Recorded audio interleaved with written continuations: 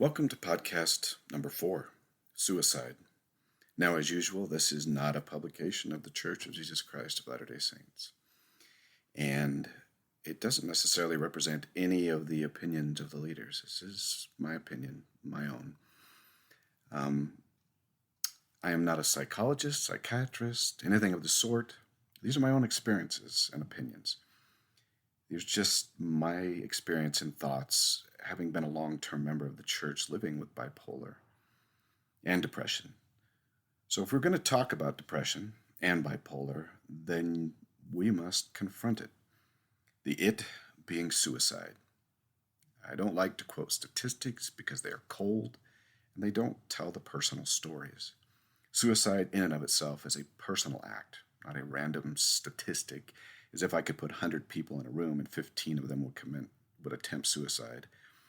Suicide is as much about the disease as it is about the support system and a multitude of other factors. But I will start with some cold hard facts, which at least shows that mental illness causes very serious distress in people. So let's start with bipolar. About 30 to 50 out of 100 people who have the bipolar disease will likely attempt suicide.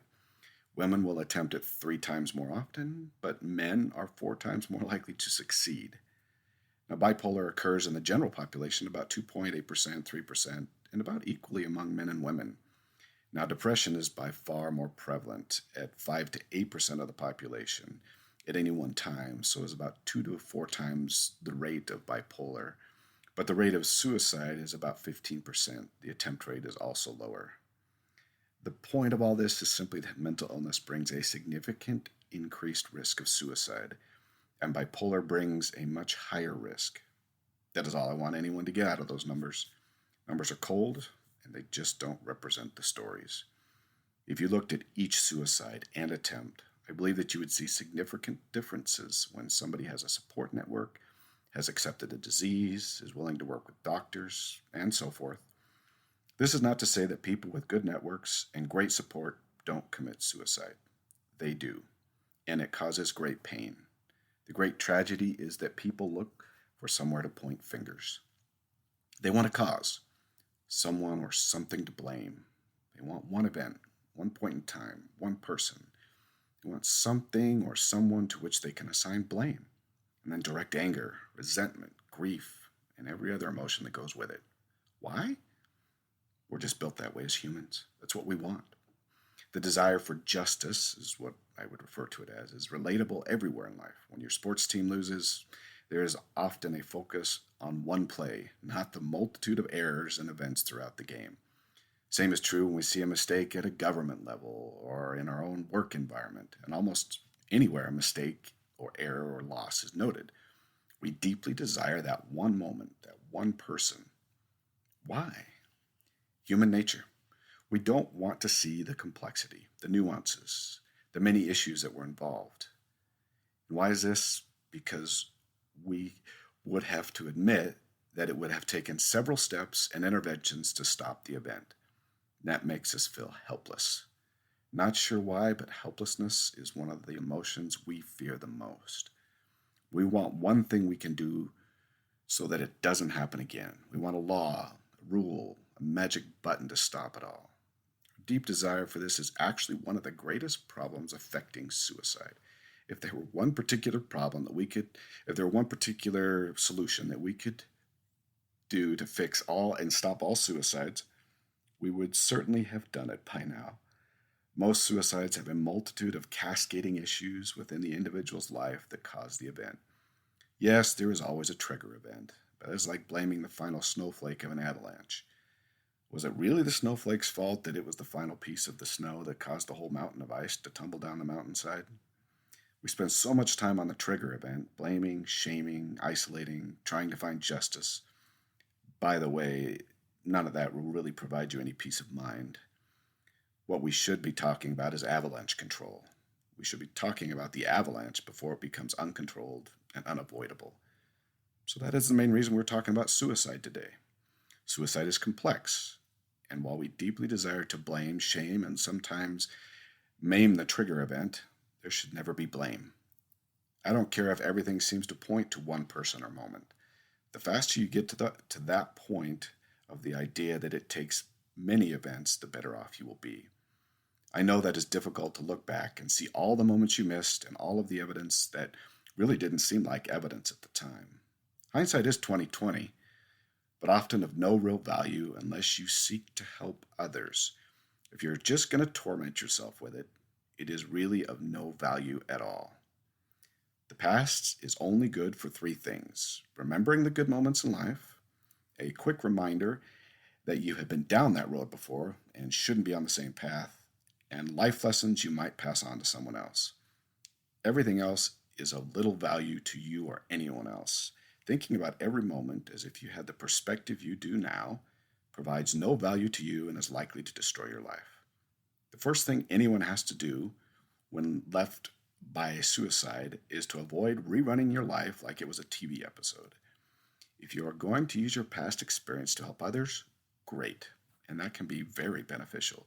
But if you're going to use it to rewind and destroy your life, thinking about what you could have changed or done to past events that have already happened, then all I can tell you is to stop thinking about it. Make a conscious decision. You will remember the good and avoid thinking about what could have been. What could have been will never be, and the sooner one accepts that, the better their mental health will be. Now, I do not say this with any lack of understanding as to how difficult it is. The emotional pain can be excruciating and mind-numbing and never seem to end. I can tell you that reviewing the past will not end the pain and is likely to increase it and cement it. There is only one person, or God, who can remove the pain and provide understanding, and that is the Lord, and His mercy found in the atonement. Don't let His suffering go to waste. Allow Him to fix what's broken and mend the heart and mind. I have found that He is often very quick to provide what you need in these cases. Now, it's not going to come all at once necessarily, but I can promise it'll come. Suicide is complex, and often those involved, especially in the case of mental illness, do not understand what they do. They are not in a state of mind to be held accountable. Rest assured that they are not in spiritual prison on the other side of the veil. Often that is one of the reasons that they took their life, because the hell was already a reality to them. I would suspect that their greatest regret is the pain that it causes others. Taking their life was only meant to stop pain, not increase it. If you don't want them to continue to suffer, then it would be wise that we stop our own suffering. I know that the Brethren of the Church is pointed to, but often stops short of specifically stating that those who commit suicide are more often than not unaccountable for their actions.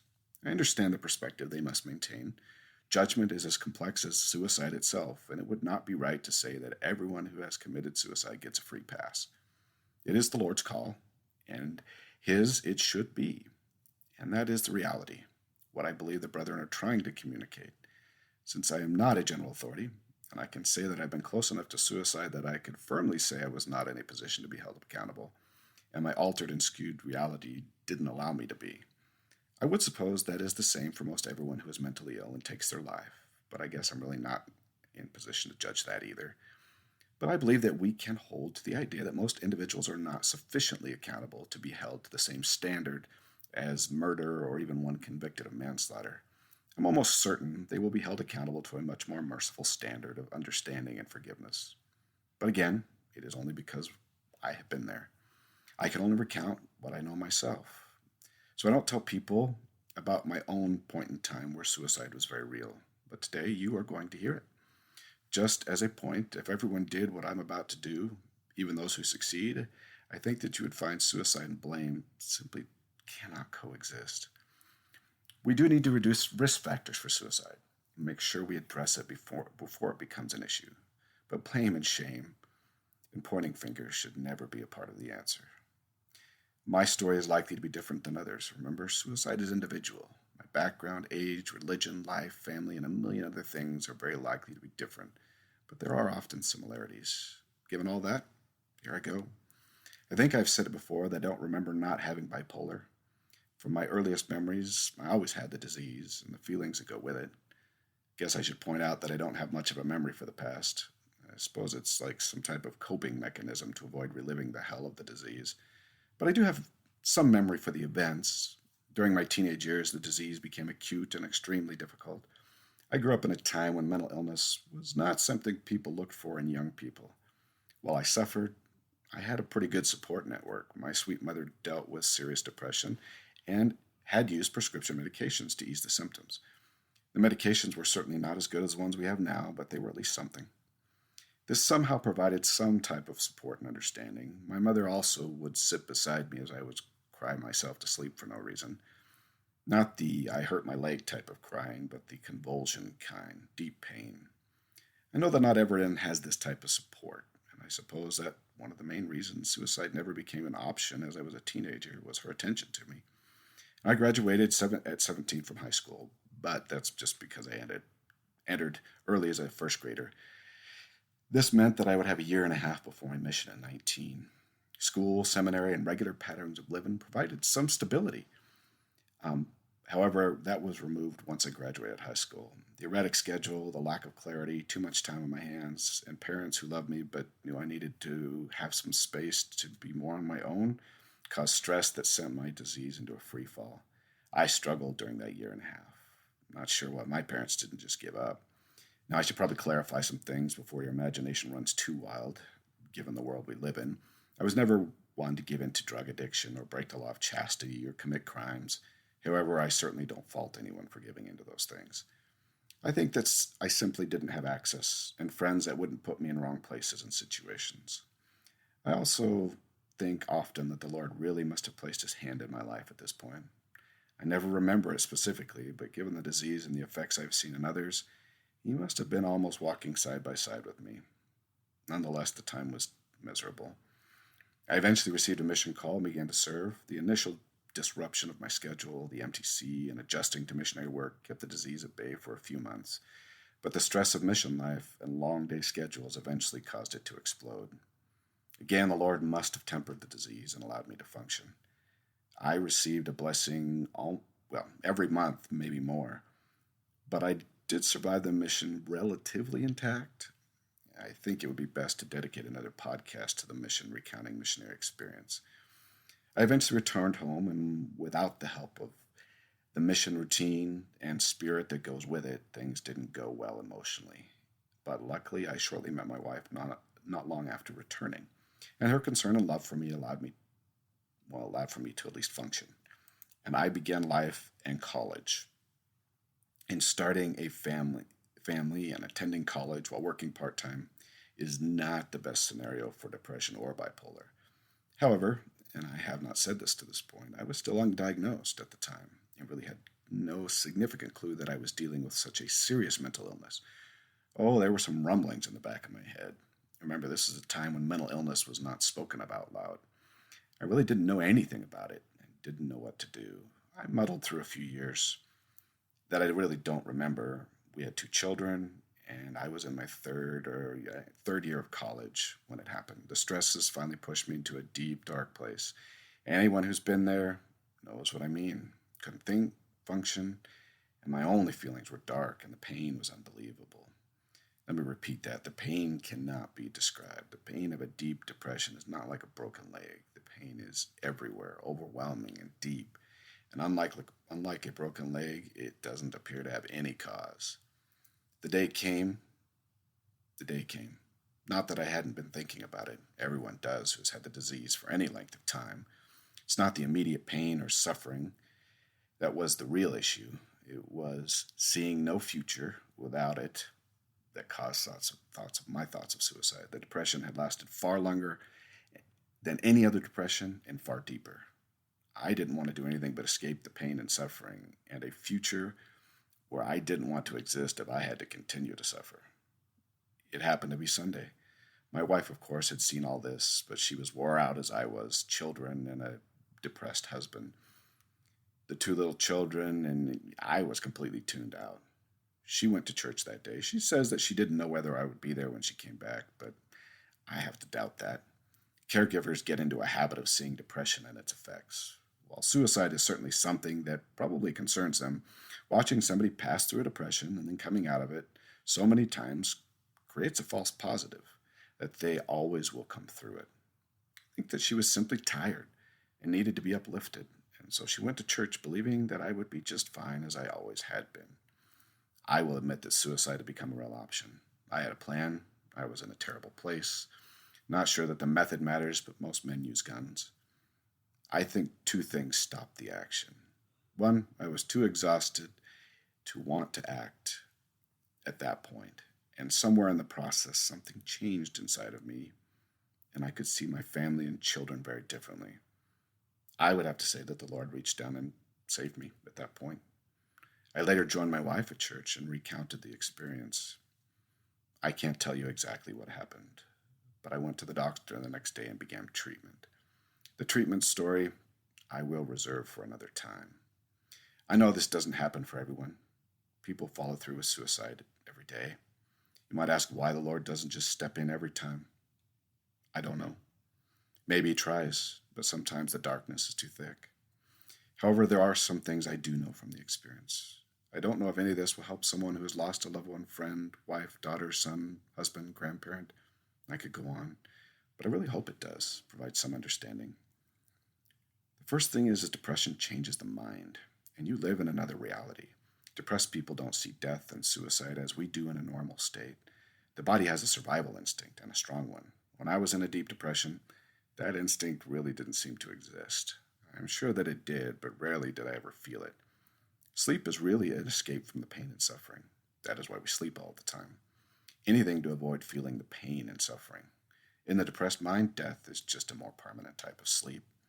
I don't think that I would ever have thought about waking. I don't think that I would ever have thought about waking up because I didn't want to. If you knew every time you woke up from sleep, you'd be marched into a dark room and beaten, you would do almost anything to stay asleep. Number two, what I'm about to say might be a little controversial, but it's the way I felt. I couldn't feel love in my depressions. It didn't exist. If it did, it wasn't in the same form as I feel it now. I couldn't love myself or anyone. I didn't have any attachments to relationships because in some sense, it requires that I care about somebody beyond myself, and I couldn't. I don't think that it didn't exist, but it was as if it was covered miles deep in darkness. I just simply couldn't access it. 3, I couldn't feel the Spirit in the way we do in a normal manner. The Spirit couldn't come in feelings. Anything positive or uplifting was covered or simply not available. I could hear it in my head, but I could also hear all the negative thoughts coming from my feelings. I have to say, that which we feel makes us who we are. It is more true than any thought. Lucifer also seemed to have greater access to me than when I was in my normal state. I know that's hard to hear, but I really can't explain it any other way. 4, I know that in a normal state of mind, most of our action comes from thoughts to feelings, then to action. It was not the case in depressions. Emotion turned to thought and then to action. It felt as if somebody had taken the controls away from me. Not that I couldn't think rationally at least a little bit. I was a different person inside, different in every way. Thought about things differently, felt differently. Everything was different. Now, I know that sounds like some type of split personality or schizophrenia. In some ways, I think that it's similar. My wife always said she had 3 husbands, and only really liked one of them. Now, having said all that, and I could say much more, discussion needs to move to talking about suicide with those you know are affected by depression and bipolar. I strongly support having the discussion with anyone who is mentally ill or struggling in similar ways before they get too far down the road. And if you can, have the talk today. I know that some might think that a discussion might cause suicide. I'm not a psychologist, so I wouldn't know the mechanism, but I don't think that would be true. Anyone who's had mental illness for any length of serious time has probably thought about it, so I doubt that bringing it up would be a catalyst for the suicide to occur. If it concerns you, then seek out answers from a medical professional. I would have benefited from a discussion. For me, the worst thing was not discussing it. But I don't know if my wife could have discussed it with me. The idea was so distressing to her that I doubt she could have brought herself to the moment to ask if I had thought about it. I know that it would be very difficult for someone to hear from their loved one that they had thought about suicide seriously. Helplessness is such an unnerving feeling. And if someone tells you that they've thought about it, then what? What can you do but worry about every time you see a change in their mood? How do you know when to act and when to be concerned and when it isn't a concern? I don't think that the discussion is difficult. I believe that it is the ramifications of knowing that is difficult. The worrying and added stress can be quite a mountain to climb. Just as a note, I generally don't do this, but there are some good resources online for this issue. One site is called Suicide Prevention Lifeline.org, and there are many others. I mentioned that one just as a starting place. The church also has some wonderful resources. I recommend researching the topic and learning how to talk about suicide, and then creating a plan with the individual to reduce both your helplessness and their stress. And in any case, anyone with a mental illness and those who care for them need to have this discussion and create a plan. My heart hurts for those who have experienced a suicide and the resulting loss and grief. The human condition is that the body mourns for the loss with physical pain, mental anguish, and many other difficult symptoms. Sometimes the healing takes time, even with the Lord's help and mercy. For those comforting, be compassionate, be kind, be loving, and allow them to cry, to talk, to be angry, and most of all, grieve. More often than not, someone just needs to be a listening ear. You don't need to attempt to remove the pain, just bear it with them. Now, this has been a difficult subject and a difficult time frame. I'm sure difficult words to hear. But please, talk to your loved one, if not today, soon. To close this one out today, I will use the words that may be the most appropriate at this point, even though I use them every week. The Lord requires the fight, no matter how small. So keep fighting, and He will provide. Until next time. It is my hope that we will talk a little bit about treatment next time, and I will go through my experiences of treatment and what it meant to be treated with the disease. We'll talk to you next time.